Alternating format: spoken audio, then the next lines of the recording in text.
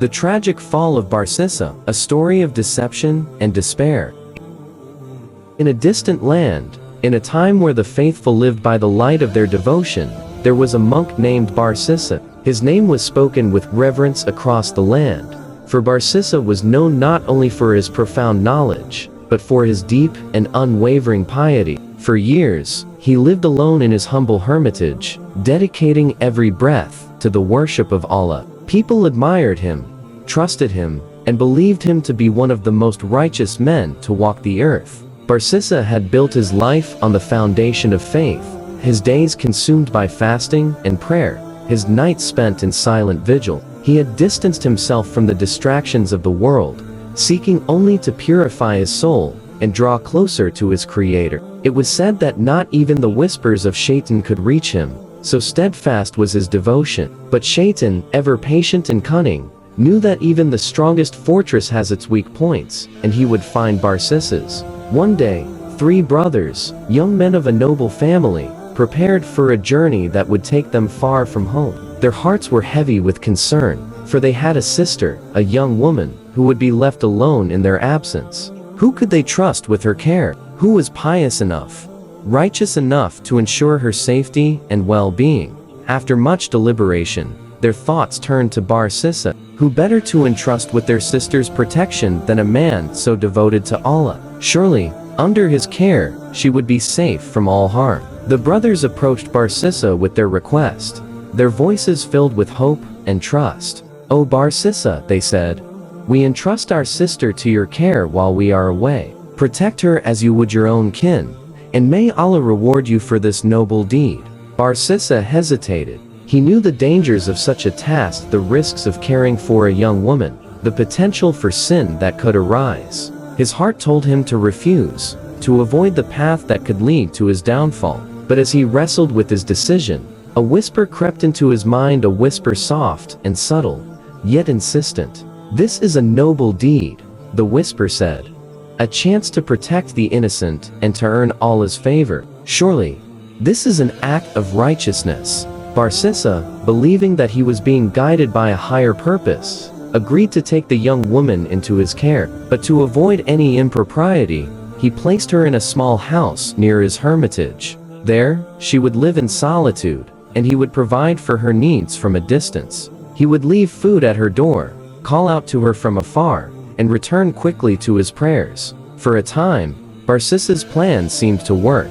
The woman lived quietly in her small dwelling, and Barsisa continued his worship with renewed zeal. But Shaytan, who had begun with a mere whisper, was not content. Slowly, he began to weave a more intricate web, tightening it around Barsisa's heart. "What if she falls ill?" the whisper said one day. "What if she needs help, and there is no one to care for her? Surely, it is your duty to ensure her well-being." Barsisa, thinking himself still in control, began to visit the woman more closely. At first, he would call out to her from just outside the door, asking if she was well, if she needed anything more. But as the days passed, Shaytan's whispers grew stronger, more persuasive.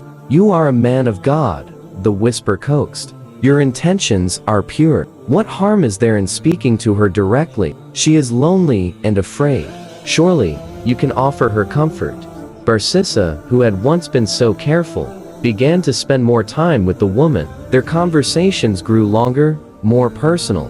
The boundaries he had set, boundaries that once seemed unbreakable, began to blur. And then, in a moment of weakness, Barsisa succumbed to the very temptation he had feared.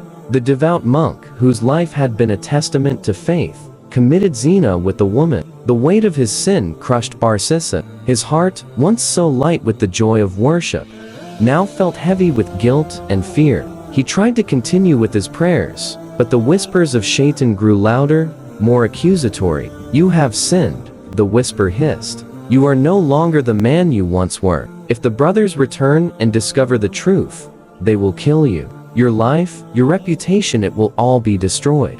Days passed, and the woman discovered she was pregnant. Barsisa's fear turned to panic. What would he do? How could he hide what he had done? Again, Shaytan whispered, this time with a darker suggestion. "There is a way to save yourself," Shaytan whispered. "If the child is born, your sin will be revealed. But if you end it now, you can bury your secret forever. In his desperation, Barsisa did the unthinkable. He killed the woman and buried her body, along with the unborn child, in a hidden place. He thought he had buried his sins deep beneath the earth, safe from discovery. But Shaytan had other plans. When the brothers returned from their journey, they came to Barsisa to ask about their sister. Barsisa, his face a mask of sorrow, told them that she had fallen ill and died. He led them to a grave he had prepared, where he claimed she was buried. The brothers, grieving for their loss, accepted his words without question, trusting in the man they had once revered.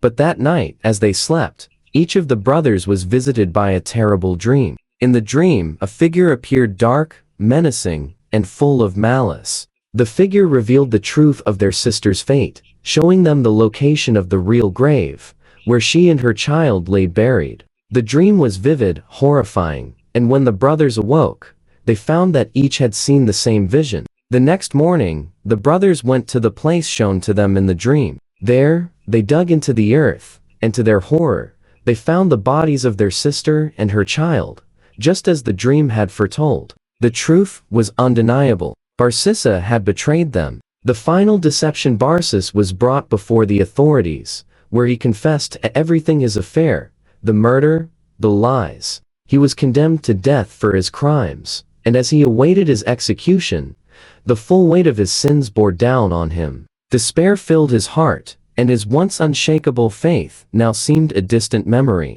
As he sat in his cell, hopeless and alone, Shaytan appeared to him one last time. This time, the whispers were gone. Instead, Shaytan stood before Barsisa in a form he could see, his voice smooth and convincing. "I am the one who led you here," Shaytan said, his eyes gleaming with malice. "But I can still save you. If you bow down to me, if you worship me instead of Allah, I will deliver you from this punishment." Barsisa, broken and desperate, saw no other escape. The man who had once dedicated his life to Allah, who had lived in constant prayer, now committed the ultimate act of disbelief. He prostrated before Shaytan, seeking a way out of his torment. But Shaytan, his mission accomplished, only laughed. "I am free of you," Shaytan sneered. "I fear Allah, the Lord of all worlds." With that, Shaytan vanished, leaving Barsisa to face his fate alone. Barsisa was executed for his crimes, his soul lost to the very whispers that had led him down the path of destruction.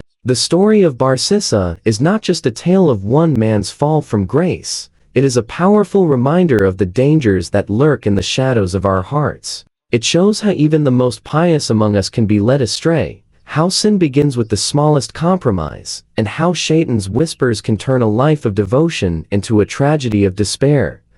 Barsisa's tale serves as a stark warning to all who hear it. Guard your heart, for Shaytan is always near, waiting for the slightest crack in your faith. And remember, it is not the size of the sin that destroys a man, but the path that leads him down the path that Barsisa, once so righteous, followed to his ruin.